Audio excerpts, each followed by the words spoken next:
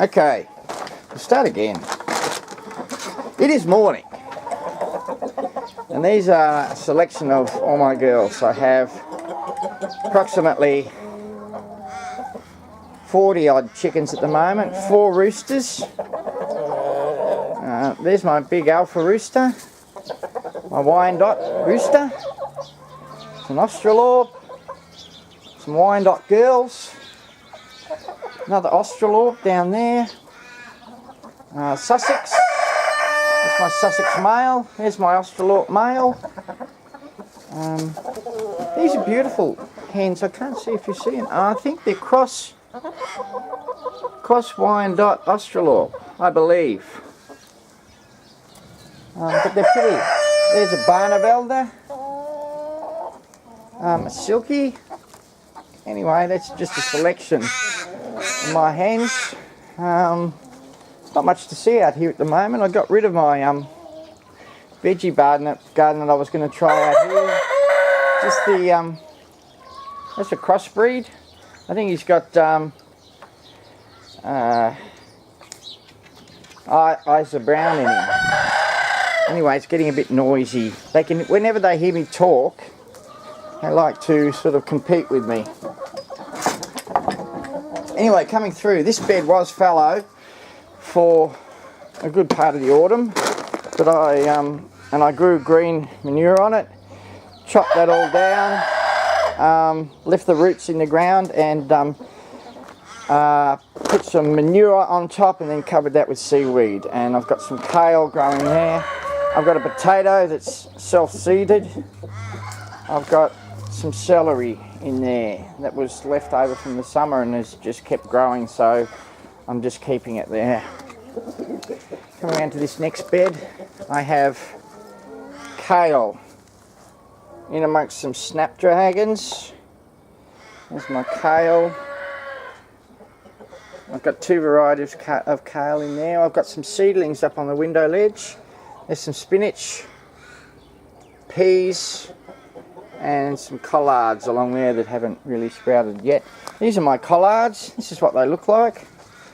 Sort of a cabbagey looking like plant. There's another one there. Just for those people who question me on what collards look like. That's what they look like. So you're sort of getting a head in the middle with outer leaves. And these are just cut and come again. So I pick them, I just pick off a leaf like that. And these are my cauliflower. So if you can see in there, that's sprouting. This is a purple Sicily cauliflower. So you can see it coming up. I've got a better example of that. These are my broccoli. This one hasn't got a head yet, but one of the others has. Here I've got silver beet, red cabbage. I got a few celery in there, and the rest of that part of the bed is spinach. And I've got 3 sorts of spinach. I got that one. I got this one, and I've got, anyway, there's 3 sorts. One's a lighter green, it's that one. One's a darker green. There's a broccoli that's starting to head. And my purple Sicily cauliflower. There we go, you can see the purple in there. That's it for that bed. I have garlic growing here next to the onions. This is like my root bed. You can notice there's a lot of clover in there. I chop it down occasionally, but because it is good for the soil, for nitrogen for the soil. And this is my carrots. There's some beetroot, and carrots. I have to thin those as yet. I'm not sure whether these carrots work. They look very healthy on top, but underneath there's not much happening in the root. My all my raspberries out here are dormant for the winter. So I've also mulched, so you can see all these beds I've mulched with seaweed. Oh, there's a few pansies. I don't know if you can see those. There we go, in that other bed. Some alyssum next to that. So anyway, back to the, there's raspberries, a small grove of acacias of different breeds that I've chopped and dropped a lot of these. You can see all my beds. I put down a layer of cuttings off the trees, then a layer of manure, then a layer of some pine needles and some just twigs and leaves, and then a layer of seaweed for the whole lot. So that should see me through till next year. So it's pretty heavily mulched, but the mulch actually feeds the soil organisms as well. So coming through here, that's a tree lucerne. That's another acacia. That's acacia, forget the name, Baliana. Okay, you can see, so I've got a bigger example of one of those that's actually, yeah, starting to blossom and get some leaves on it. This one of my apples, about to go dormant for the winter. It's losing a lot of its leaves. It's a ballerina apple. So I've got a few broad beans coming up there. There's a bit of a lonely kale coming up in my garden. It's my other apple tree. It's going dormant for the winter. If we come across here, this is flowered. It's a salvia. It's a bug attractor. At the back there, zoom in, that's a arrowroot, a big leafed gentleman that's it's dying off at the moment, so I guess it's going to come back in the spring. That's a Junga reptans. It's a good bug attractor, but I haven't seen it flower yet. And along this front bit here, I've got a mixture of herbs,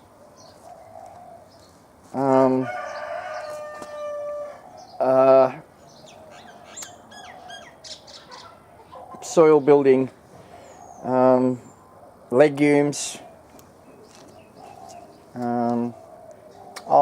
This is I don't know if you can see this. This is one of my Tagasaste or tree lucerne, and it's flowering.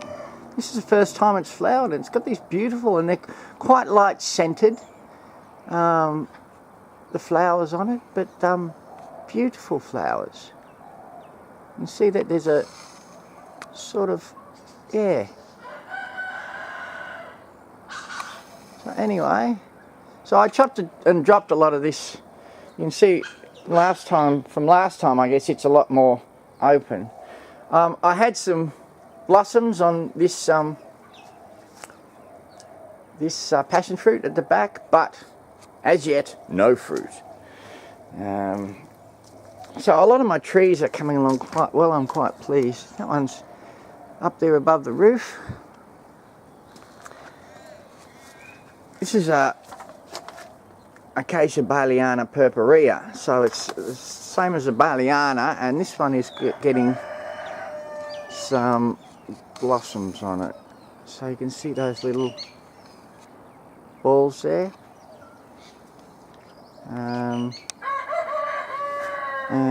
There's a Pajoa in its first or second year, one or the other.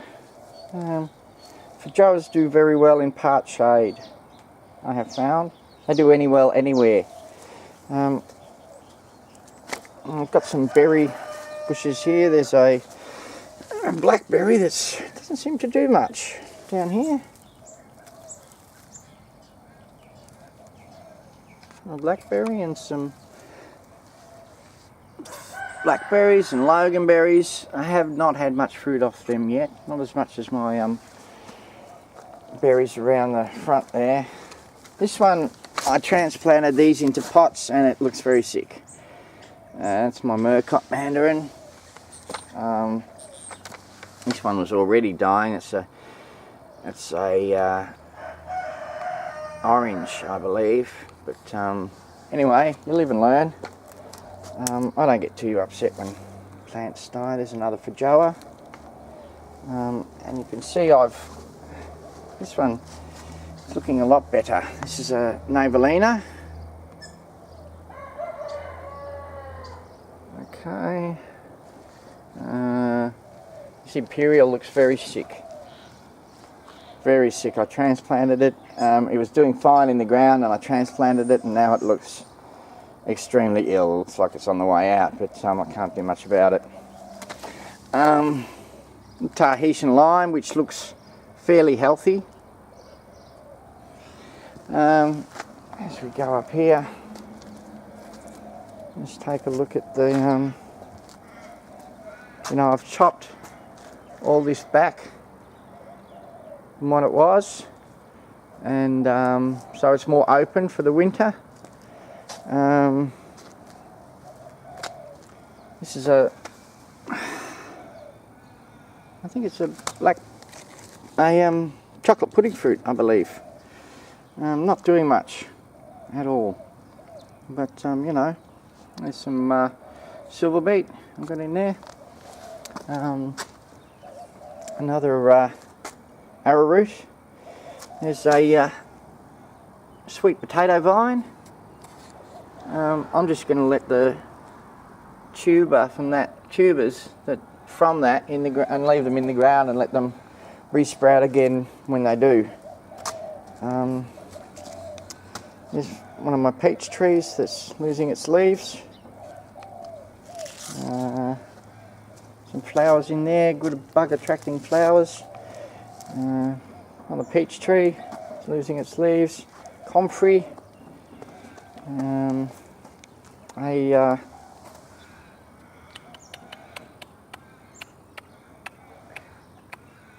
Silky oak there. Another peach tree. Yeah, no, that's one of my dead nectarines. I'm just about to plant some new nectarines. So there's some flowers in there, some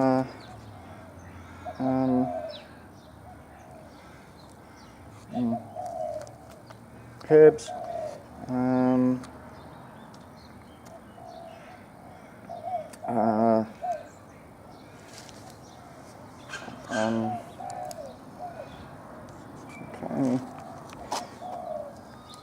Some more flowers there. Some parsley, more parsley down there.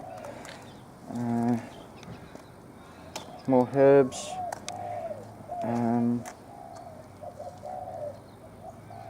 these are my pawpaws. So they're still alive. It's just coming on to winter. I'll see if they last through the winter and then we'll see how they go.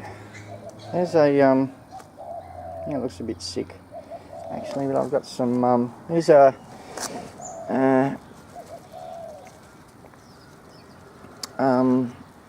radish, an icicle radish, daikon radish, and I'm just letting them grow out and die in the ground. That's about it. So here we go. I can have a better look at my front yard food forest. It's coming along quite well. I've had a few deaths and whatnot, but I'm still learning. And that's it for my winter update.